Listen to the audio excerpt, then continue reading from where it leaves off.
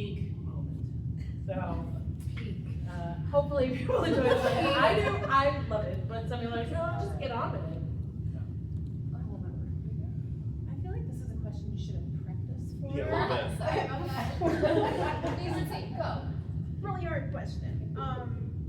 I really like writing like the big breakup scenes because I'm a masochist, but I think my favorite, most recent scene is in my new book. The heroine she's the lead singer in an 80s or 90s tribute band, and after like the big breakup, she's performing in this big show, and she sings "Stay" by Lisa Loeb, and she spots the heroine in the audience, and it's just a really like poignant, sad moment, and I was really proud of the way it turned out. So awesome. I know, right? Like putting us really on the spot, man. No, I don't know.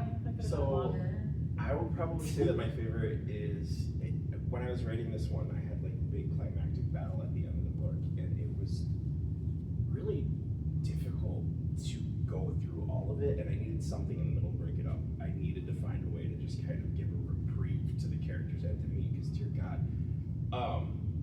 And I actually wrote this like almost like dream state, like kind of afterlife world. You know what I mean? I'm with you. And it's like the MC and his love interest essentially reunite after being separated, and it's just it makes me cry. But I got so into it and their backstory that I wrote an entire a song for it, like a 4-verse song that is in the book, and it's hard to put into words. It's just really gooey and romantic. Can I just point out that you used the word climactic and I did not giggle? I'm proud of you. Meika, you did. Two thumbs up. Thank you. Don't you love crying at your own stuff? Isn't that Cry all crazy? the time. I don't. You don't? Sometimes it's just kind of like, oh my God, you've read this 5 times, get over it. I love it. It teases me though. Why am I still crying? Yeah. I like to say that my books will make you wet upstairs and down. That's hilarious. I like that, right? Rachel? Mine is from A Lodge Affair, which is my debut, and Ivy is like the city girl, good girl syndrome, is trying to please everybody, and she finds herself in a state where she's a little buzzed, and the hot lodge owner takes her back to his place to like, he wants to keep her safe, and she wants to take a shower, so she goes up in the shower, and she's in there by herself, and she falls and hits her, like falls down. And he like runs up the stairs and he opens the shower curtain and she's like hysterically crying and she's all naked and hot. He's like, what are you doing? I thought you hit your head. And she's like, no, I'm fine, but have you ever seen a baby giraffe that's just been born? You know, like try to stand up and they're like sliding all over.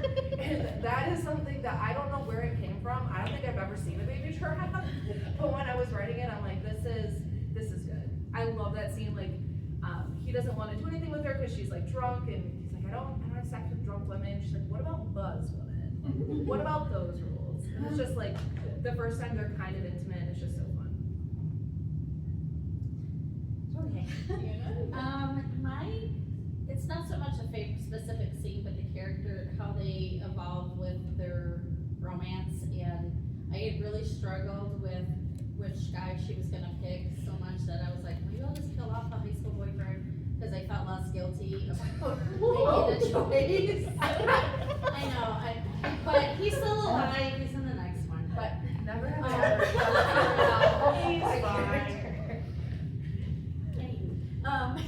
So yeah, just seeing like how they're, he sees her across the the work cafeteria and winks and, I mean, but just to the moment where there was like hot, steamy scene, I guess there's a bar scene, where he's been watching her and walks over to her and, yeah, I enjoyed writing that scene.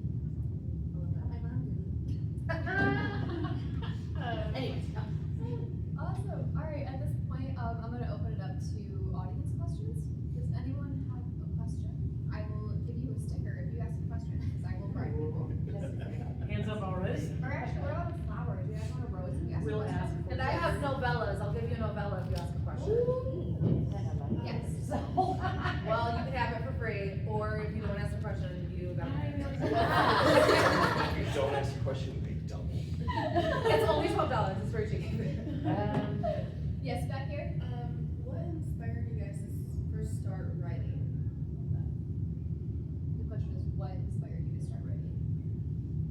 full disclosure, so I always loved to read and sort of accidentally fell into reading romance, a whole other story. When I was on maternity leave with my son, so like 11 years ago, leading up to that, I read a lot on Kindle, and there was, a certain amount of stuff where I was like, well, I write plays, but I could do this. Like, there's such a variety, there's a real variety of skill sets of what's out there on Kindle. And I think I had read, sort of a handful of not amazing things. And they were supposed to be humorous. And I got really comedy snob about it. I was like, I can write funnier than that. And then I just tried it because I was home with an infant for like 9 weeks. By the time we was asleep, I had plenty of time to try. So, but I had already been a writer at that point. I just hadn't written books. They were very nice. Nothing. They weren't that great at books. I was like, I started that story and I was like, I'm gonna sound like a complete No, you're good. ass. I'll say it. I'll say it. You're good. You can say that, dick. Yes. Thank you. Maybe don't read my books because I'm afraid of the judge. Oh my god. No, just talking to you, I can tell her.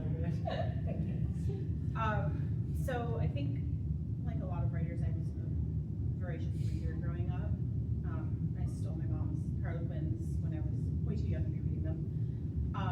But I didn't really start writing fiction until I was like later in my life. I wanted to be a songwriter initially. That's what I wanted to do. But as it turns out, I have no musical talent whatsoever. And so I decided to write the next best thing, which I feel like romance novels are basically just long form love songs. So Jesus. That's adorable. Yes, I know, right? That's so good. Ew, Like Maggie Healy wrote. No, don't compare me to Maggie Healy. It's gross. Compare me to Taylor Swift, not Maggie.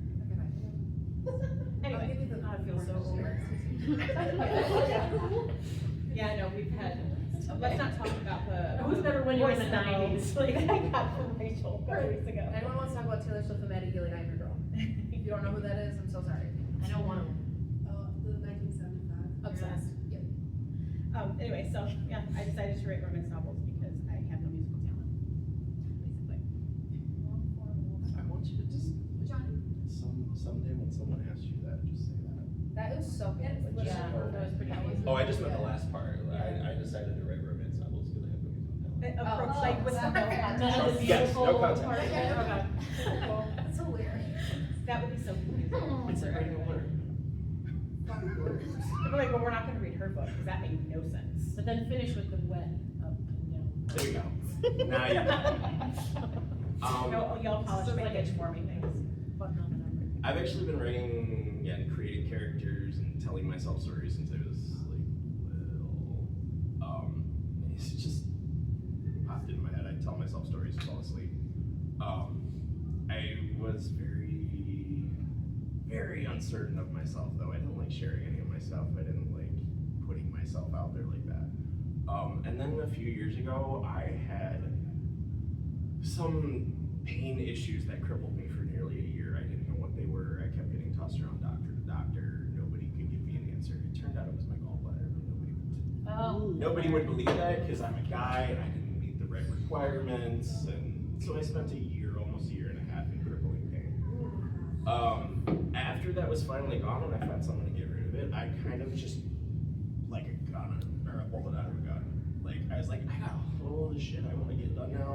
I feel great. I feel normal. Let's write a book. But that's about it. I always had that creativity there. It was just kind of I needed that push. Like, you've got your energy and your life back, so go for it.